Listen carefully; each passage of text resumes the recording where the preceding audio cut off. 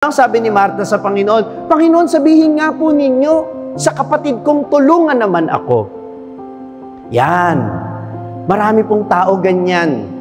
Nagse-serve nga, tumutulong nga, gumagawa nga ng mabuti, pero inihahambing ang sarili sa iba. Father, ako nag-donate niyan, ako nagbigay niyan, accomplishment ko yan.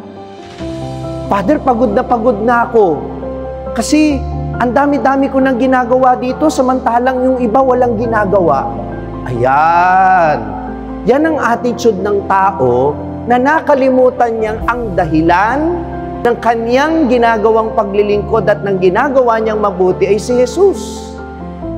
Kasi kung malinaw sa'yo na si Jesus ang dahilan, si Jesus ang kasama, at si Jesus ang pag-aalayan ng lahat ng ginagawa, mas pipiliin mong gumawa ng tahimik sapagkat alam mo na kahit hindi ka papurihan ng ibang tao, ang Diyos na nakakikita sa iyo ng lihim ang siyang magbibigay ng gantimpala sa iyo.